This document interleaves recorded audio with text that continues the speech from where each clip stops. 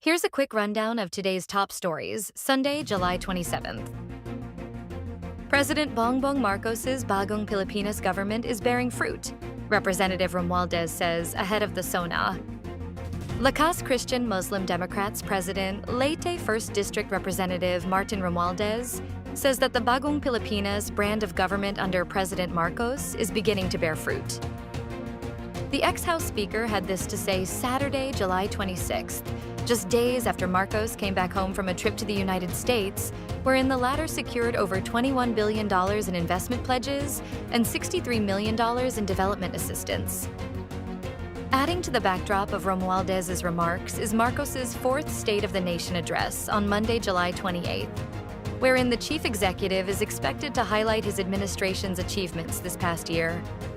We are witnessing the early gains of Bagong Filipinas, a nation that is globally connected, economically confident, and better equipped to rise above challenges, said Romualdez, arguably Marcos's most trusted lieutenant in government.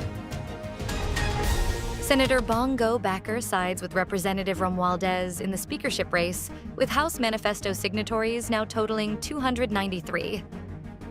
A House member aligned with staunch Duterte family ally, Senator Christopher Bong Go has formalized her support for the continued speakership of Leyte 1st District Representative Martin Romualdez in the 20th Congress.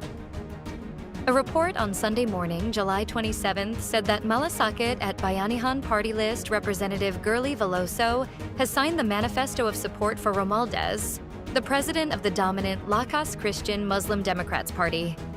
He is the cousin of President Marcos. Iloilo 1st District Representative Jeanette Guerin said last week that Veloso's signing of the manifesto was imminent. With her being a signatory, Veloso will be identified with the pro-Marcos majority bloc in the House.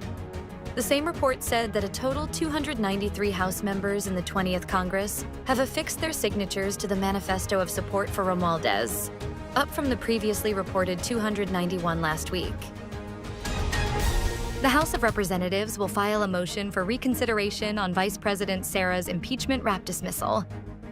The House of Representatives, the main respondent in the impeachment case of Vice President Sara Duterte, will file a motion for reconsideration before the Supreme Court following its dismissal of the complaint. The House of Representatives, the main respondent in the impeachment case of Vice President Sara Duterte, will file a motion for reconsideration before the Supreme Court following its dismissal of the complaint. The complaint contained the 7 articles of impeachment against Duterte, whom the Senate impeachment court did not immediately put on trial.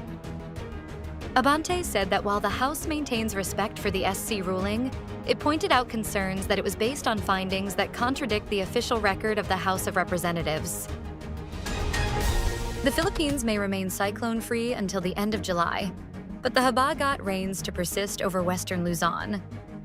No tropical cyclone may enter or form within the Philippine area of responsibility in the coming days, but the southwest monsoon, or habagat, will continue to bring rains, particularly over the western sections of Luzon, said the Philippine Atmospheric, Geophysical, and Astronomical Services Administration on Sunday, July 27th. Pagasa weather specialist Obet Padrina said there is currently no low-pressure area within the PAR, following the passage of 3 tropical cyclones. The country experienced 3 cyclones between July 16th and 26th: Tropical Storm Creasing, Tropical Storm Dante, and Typhoon Emong. While the chance of cyclone formation remains low through the end of July, the habagat will continue to bring heavy rains over western Luzon. Thousands of people flee their homes as Thailand and Cambodia clash. Thousands of people sought refuge as border fighting between Thailand and Cambodia entered its 3rd day Saturday, heightening fears of an extended conflict with the total death toll reaching 32. The UN Security Council held an emergency meeting behind closed doors late Friday in New York, while Malaysia, which chairs the 10-nation regional bloc that includes both countries, called for an end to hostilities and offered to mediate. The council did not issue a statement, but a council diplomat said all 15 members called on the parties to de-escalate, show restraint, and resolve the dispute peacefully. The council also urged the regional bloc, the Association of Southeast Asian Nations known as ASEAN, to help resolve the border fighting, the diplomat said, speaking on condition of anonymity because the meeting was private. Stay updated with the latest news. Visit our website at www.mb.com.ph or follow us on social